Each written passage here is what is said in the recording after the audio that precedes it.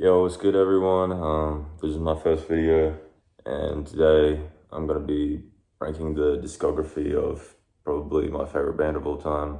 They have been for quite a few years now, and that is Pearl Jam. Obviously, taste in music is subjective, so just because I say I don't like an album doesn't mean I think no one should like that album. That being said though, I don't think they really have any bad records. They have good ones and they have not really good ones. That's about it. I only have the CDs. Well, I have all the CDs except for Backspacer, Lightning Bolt, and Gigaton because I never really cared enough for those ones. So last place we have Gigaton, so I'm gonna pull the image up on the screen for that. One thing I always loved about Pearl Jam, and I love in every song, is I look for lyrics first before the music, and Eddie Vedder's just always been very poetic in his lyrics, and every line in all of his songs always makes you think. And Gigaton did not have this at all. I think there was one good song in here, which was Quick Escape, and I don't know, like this is no indication of my political alignment at all, but I remember there being a line where he's like, "We haven't gone to a place Trump hasn't fucked up yet," or something like that. I was like, you really couldn't have thought of like something more creative put there, but I don't know. Yeah, just boring album. I don't think I'd add a single song off here onto a playlist of mine. It's just boring and unimaginative. That came out in 2020, I believe. So next we have Lightning Bolt. I was gonna put this album last but to be fair, I hadn't listened to it too much up until recently, and I gave it another listen, and it is better than Gigaton, but it's pretty shit in my opinion. It's Future Days is a good closing track. The opening track's alright. I forget what the opening song is. Also, side note, I had to come back just to say this. The album cover for Lightning Bolt is fucking abysmal. It looks like the robot from Monsters vs. Aliens. I hate it. Another kind of boring, unimaginative album in my opinion. Future Days is a pretty good track though, so I'll give them that. And pretty sure that came out in 2013, yeah. So next we have Dark Matter, which I actually have the CD of, so. Still unwrapped. I went to see Pearl Jam live in the Gold Coast for their Dark Matter tour, and it was great. So I was really hoping to like this album more than I do. And it's actually not a bad album. The songs in here are pretty good. But the production is so fucking dog shit. The sound design is horrible. And coming from me, that means a lot because I don't really care about that kind of stuff. I like Californication, sound design on that is dog shit as well, but it's a great album. But the songs in here are alright, but the quality of the songs still isn't saving this album from the bad sound design. But you know, React Respond was good, Dark Matter was good, Wreckage was good, Waiting for Stevie was good. Running, I actually didn't mind Running. A lot of people didn't like that track, but I thought it was alright. It was a bit rockier, but yeah, it was Dark Matter. It's the latest album that came out in 2024. Next we have, what are we up to now? 9? Yeah, 9 I believe. We have Backspacer. And this one and the next album I'm gonna say are kind of interchangeable, but I had to give them more listens. And there's not many songs I'd like on Backspacer. There's not really any songs I like, but as a whole, like as an album, it sounds better than everything I just listed. It's got some really rocky tracks. Whereas like I'll put them on in the car and I could just listen to it, but I wouldn't care enough to sing along to any of them, if you know what I mean. But to gloss over that, next we have Avocado, which is a self-titled album. By the way, I actually love this album cover. I always thought it was pretty cool, even though it's fucking stupid. But this and Backspacer are kind of one and the same to me. The first time I listened to Backspacer, I thought, oh, they've stuck to the same kind of vibe as because this one came out before, I think 2005 or 2006. Yeah, 2006, and Backspacer was 2009, I believe.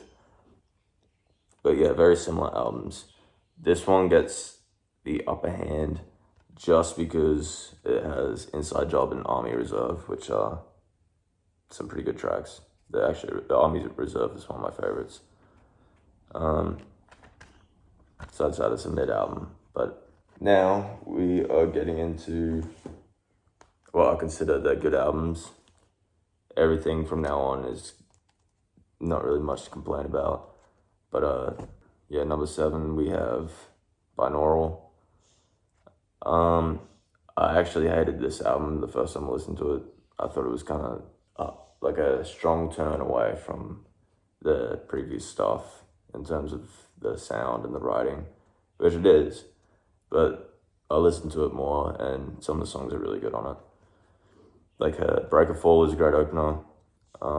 Light Years is pretty good. Nothing As It Seems, Mike McCready on that song is fucking awesome. Thin Air is great. Of the Girl is one of my favorite Pearl Jam songs. Grievance is good. I don't like Eddie playing ukulele. I know he likes it, but it sounds shit because I don't want to listen to ukulele. I want to listen to guitar. But I don't know, that's binaural. Also, the sound design on that album is so fucking good. It'd take me a while to explain it, but just look up why it's called binaural in the first place. It's just really cool. Next we have, number 6, we have Riot Act. And I love this album a lot. And it would be in my top 5 if it weren't for the fact that the next 5 records are just like masterpieces. So this one just doesn't quite make the cut. A lot of people shit on this album. I can get why, but I don't understand personally myself. It is a lot softer than anything else they put out. It's all really folky, Neil Young inspired stuff, which I like. I like that side of Pearl Jam. Can't Keep is an awesome opener. Save You is a great song. I hate Love Boat Captain, that song itself, like he lets down the album. I'm Mine, Thumbing My Way, and You Are is one of their best 3-song runs. Even Bush Leaguer is alright. If you're willing to sit through Eddie whinge about George Bush for like a minute, you actually get to like a good chorus. That's just fire. And All or None is one of the best closing tracks they have. All or None is one of my favorite Pearl Jam songs. I pretty much Riot Act. I always like the album cover for this one. Alright. This is going to upset a lot of people who may be watching this. But just so you know, my top 5 are all very interchangeable. They're all just such good records. And I like them equally. It's just whatever I would feel like listening to that day. But in number 5, we have 10. Obviously, most people are going to say this is their favorite Pearl Jam album. I don't know. It's great. There's not a bad song on here. Black is one of my favorite songs of all time, not just Pearl Jam. You got Oceans, Deep, Release. They're all my favorite tracks on here. Porch. Once is a dope opener. Yeah, no, it's a great album. There's nothing really much more to say. I always hated the album cover though. I thought it was really lazy. I don't know, it's just the band standing together under a big Pearl Jam sign. It's like, I'm a big lover of album covers. Sometimes an album is only as good as its cover, and then it's got a shitty cover. So next we have Yield. It took me a long time to listen to this album.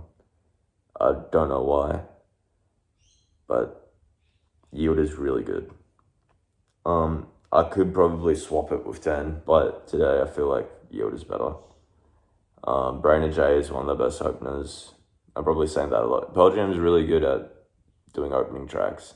The first track of every album always sets the mood so well. Faithful is one of my favorite songs. No Way is good. There's no bad songs on here except for All Those Yesterdays. I always felt like that was a weak closing track. Yeah, besides that, there's not a single song in here that I don't like. Obviously, you got Red Dot or Red Bar, whatever it's called. Yeah, on the record, it's literally just a red circle. That song's fucking rubbish, but it's kind of funny, so it's fine. But that's Yield.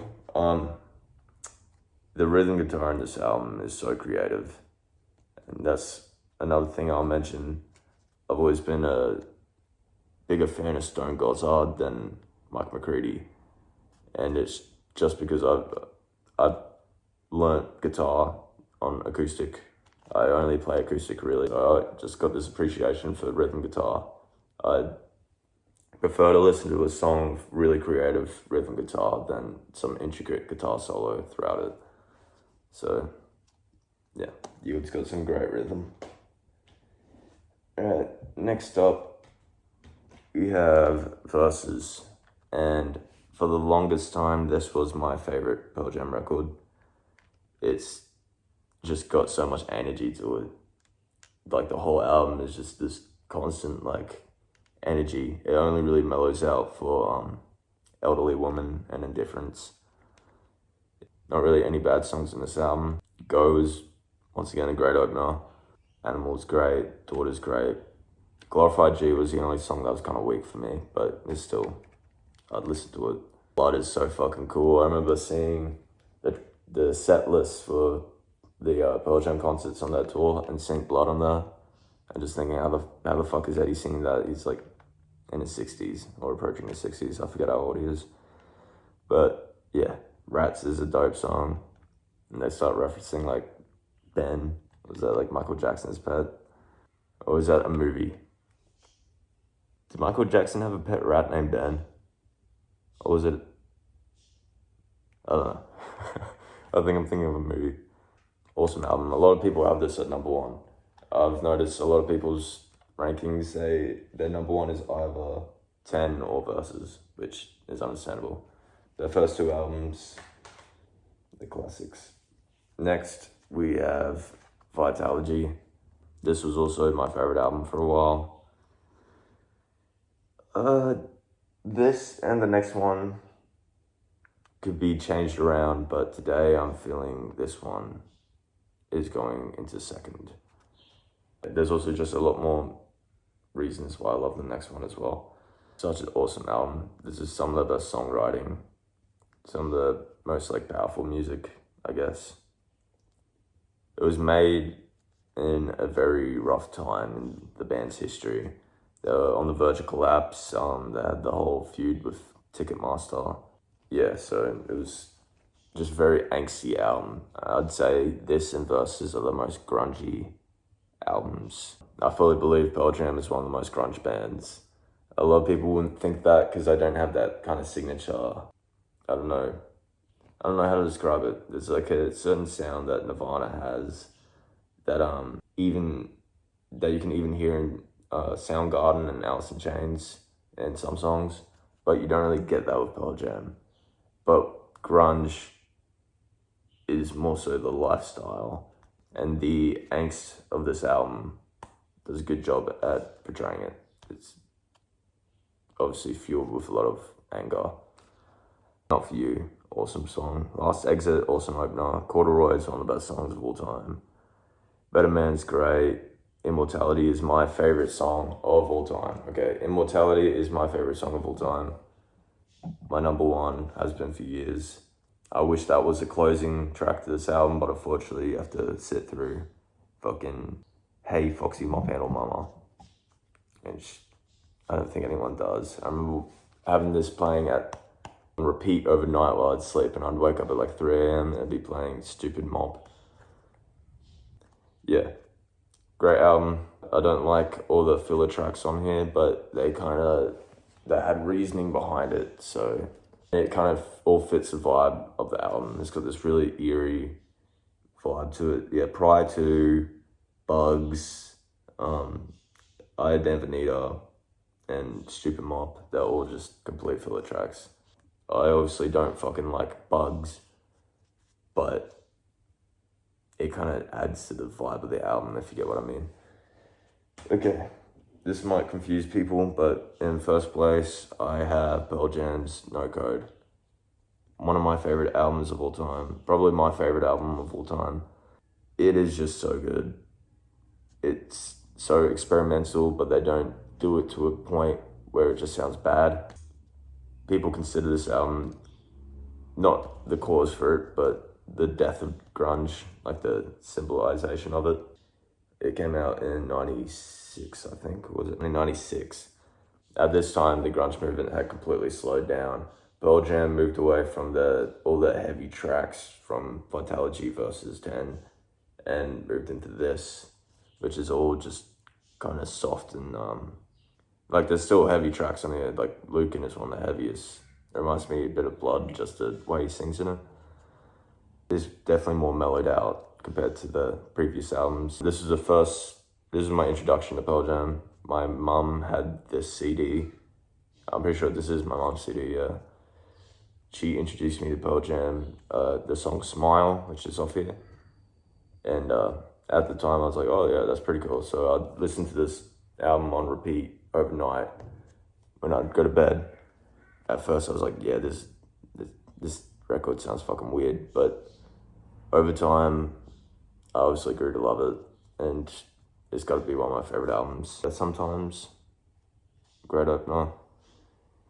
Lucan is great. In My Tree, Smile. In My Tree, Smile, and Off He Goes is our other best 3-song run. So good. Some of their best songs. 3 in a row. The album cover is so fucking cool. There's all these Polaroids, but you'll notice if you pull it up like this, it's kind of hard to see on this camera, but it kind of makes out an Illuminati shape, like the triangle with the eye. It goes like that. And then there's the eye here. I always thought that was cool. Yeah, that's my ranking. I love Pearl Jam, one of the greatest bands of all time. They definitely fizzled out during the mid-2000s, just like a lot of 90s bands, I find. My next video I'm going to do is probably going to be Incubus, which is my second favorite band. And I feel like they kind of suffer from the same issue. Like after Morning View, they kind of fall off a bit. Pearl Jam, I believe it was after Riot Act, they kind of fell off the horse. Thanks for watching, guys.